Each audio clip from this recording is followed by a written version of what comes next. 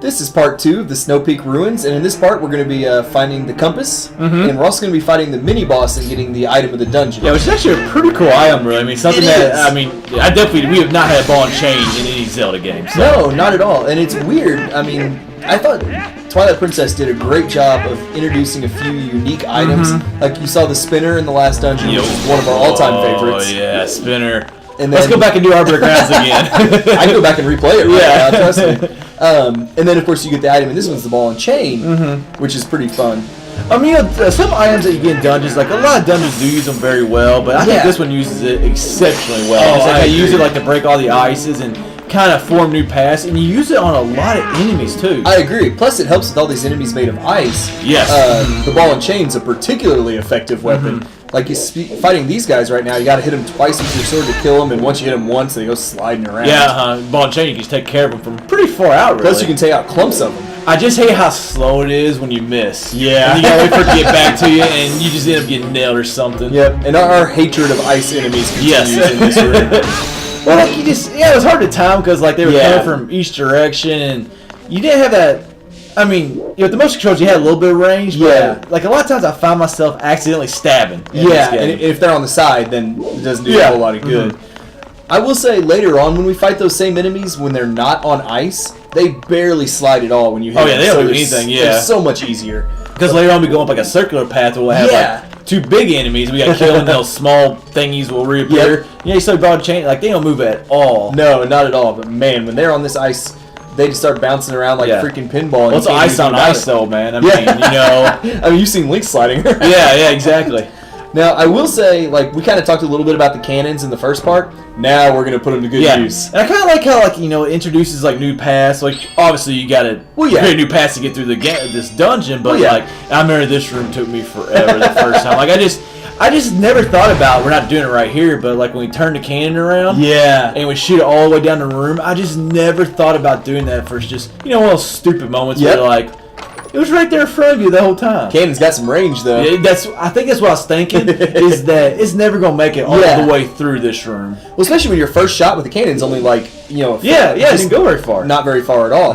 But man, I tell you what, I just love the idea of trying to get the cannonballs moved to the right position and then dropping a bomb in there to propel. Yeah, I do like that. And there's kind of that... did I make that? Oh, I did, okay. You did, yeah. And then there's that like instruction behind you telling you kind of how to do it. Which thankfully, otherwise... we'd be trying to light it on fire or something. Yeah, I think this one I might figure... I say that, and I wouldn't have figured out, but I think this one I would have probably figured out pretty quickly. It's a pretty good bomb-shaped hole there. Yeah. And I guess, I just never thought it would go that far. I do love that shot going through like 3. I agree. 2 or 3, whatever it was.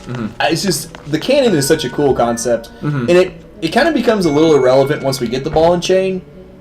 Yeah, well, actually, you still use it throughout the rest of the dungeon. At least once or twice. Yeah, I noticed a part at the end that I could not figure out for the life of me the first time I played through the game. So I know you use it close to the end, and man, did I hate this room. Oh, what got me is, I mean, anyone who's seen some of my gameplay videos, me and Keese do not get along. You put ice on a Keese, and with boards that you can fall on, it's just they are my.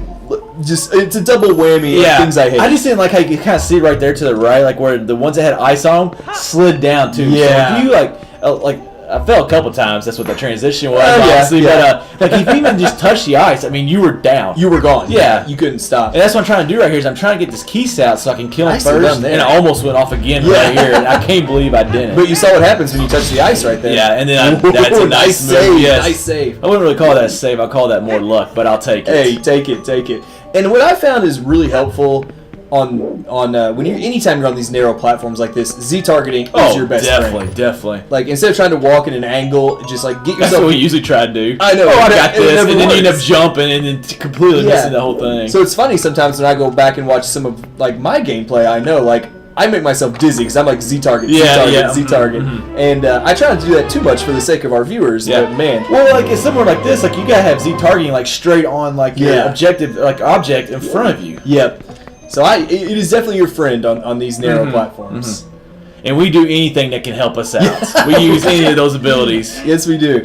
I did like the hook shot. It kind of comes in a lot in this dungeon, like for things like that, like where you'll start out a room. And then like you'll have a hookshot target if you need to get back up there. And like I kind of like them bringing back the hookshot for this one. Plus it's handy if you screw up and fall sometimes, or if you need to. That's what I'm kind of talking about. Yeah. Or if you just need to get back to the entrance to the room. The thing that got me is you got to break a lot of the ice to open up the hookshot targets, and there's a couple of them I didn't do. Like the main room, I didn't do it the first time I played through the game, and it was just a pain going all the way back through that. Yeah. I will say, we were kind of complaining about the wolves a little earlier, but it's like, I don't think they ever really do much damage to you. No, they don't. They're actually pretty easy. I mean, like, they really don't hit you that often. You can pretty much just stand there, and they'll just usually jump right over top of you. I mean, maybe they're ignoring you just because you're in wolf form. And yes, I'm having a problem digging right here. Well, I couldn't see, like, it says open. I don't know why I was doing right there. You're a dog. I was trying to find my bone. Well, it's a wolf, but... Okay, wolves find bones? Do wolves dig for bones? Only when they're done eating something, I guess. Well, man, it's a little gruesome, but yeah, true. I couldn't tell you, though. I couldn't tell you. Maybe that's why the snow wolves were leaving you alone. I honestly don't know. Yeah. But one thing I didn't like is you kind of see right there on the left, like, is the whole pull system or whatever. Yeah. I don't know, just for some reason...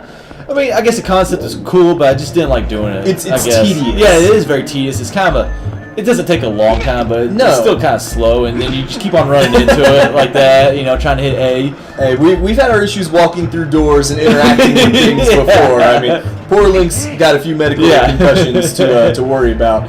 But I agree, it's a cool concept once you've done it 3 or 4 times. Well, why would you just open the door and move it through there, Well, if only Link could prop doors open, I feel like so much of his adventure is if he could just put his like foot there and hold it open. I mean, it's like, seriously, just set down the cannonball, open the door, pick up the cannonball, and walk through. That would make the next game a lot easier if we could do that. But for some reason, Link definitely has difficulties leaving doors open behind it. It's like a cool little trick right there, just to throw it. Because you move like slow when you get that snow. Yes. But then when you have that ball, you move really slow, and that's a place where those wolves can get you. And make sure you put it in a stupid thing.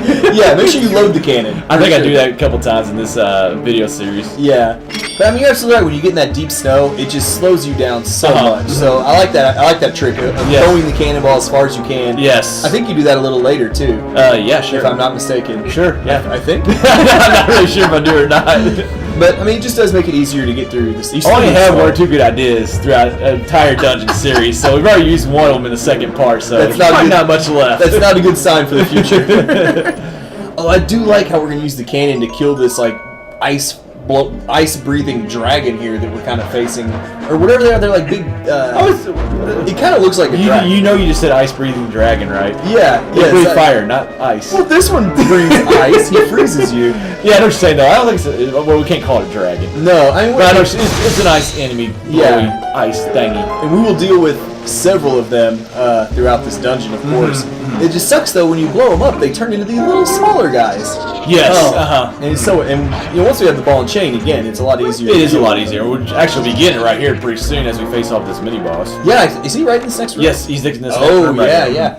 Which man, this one took me forever to figure out too. Like how you have to hook shot over top of him and like, kind of move behind him or whatever. I like this little cinematic right here that we're about to have. Yes. I like how Link's like right there, like he's right in front of or behind, we're gonna call it. Yeah, that statue right there. Oh, and then when that ball blows it up right behind you, let's see, like Link looking over the corner of his eye. This is a pretty intimidating fight because it's so closed in. Yeah, you really don't have a lot of room to maneuver. No, not at all. And although most of our mini bosses and bosses are closed in areas, they're not like this tight of an area usually. Yeah, because you can't get around them without taking some damage from that first. No, I mean, if you timed it right, maybe, but. I think the first couple times I tried this, I tried to run beside him. Yeah. I eventually figured out that his tail is open, so I got to hit his tail. And I think you get hit almost every time. Oh yeah, and it's pretty cool. Like you can Z-target him in 2 places. Like you Z-targeted his body that time. Yes. I do believe you can Z-target his tail as well. You can. That reminds me of I do it this time. I screwed up the first time, but you don't hit his tail. Like you can Z-target his head, but it doesn't do anything. I think you have to hit his tail. I think so too. That reminds me of the Dodongos from the Growing Vines, where you can Z-target 2 parts. Yes, that's what I was thinking of. Yeah. And then I was thinking of another game some other game hit their tail too. Maybe not. I'm sure there's something. I can't think of it right now though, so we'll go just Twilight Princess and Growing Vines for it. I do like too, and I don't know if this is intentional or not, but like, if you remember the very first like mini boss from Link to the Past was the ball and chain enemy. Oh yeah, when we first one got Princess Zelda. Yeah, so I forgot about that. I thought it was kind of cool to see another armored ball and chain enemy, and then for us to actually get to use the ball and chain. Yes. I was a big fan of that. Yes, that got me. And Red, you don't notice, but they make their appearance in some of the Oracle games too. Oh, nice, yes. nice. Yeah, I've yet to get through those. Yeah, but like I said, I like that flashback to Link to the Past. That's a really good point you made right there. And it's just good job, Red. Every job. I do try to contribute every now and then. But yeah, he's not a tough fight. No. But yeah. Well, not when you know how to fight him. When you know what you're doing, of course. When you're trying to run beside him and trying to get through that little area, it can be kind of tough. Yeah. Like it's just like I did not know you could hook shot up to that thing. What? Were there targets up there though? Which is weird. There's targets up there, but you can hit anywhere on the ceiling. Yeah, which threw me off. I bet that's what I was doing. I bet I was trying to hook shot those targets. I bet I just kept on getting drilled. I'm sure. I mean, I think the targets are there just to let you know you can like, hey, shoot up here somewhere. Yeah, and you can get to the other side of it. Yeah, that's too smart for us. We can't figure that out. No, we'll aim for the. If you put a target there, we're gonna aim for the target. And I kind of like how it was in the treasure chest right here. It's like you beat the enemy, and like here's the item of the dungeon that he was using. Yeah, I really and we like really that don't too. get that way very often. So there's kind of something that was very neat, new and unique. Yeah, which sucks because so many mini bosses have like ginormous swords and things like that. Let us use those. Yes, exactly. Yeah, I agree with you there. But now that we've gotten the ball and chain, this is going to wrap up part 2 of Snowpeak Ruins.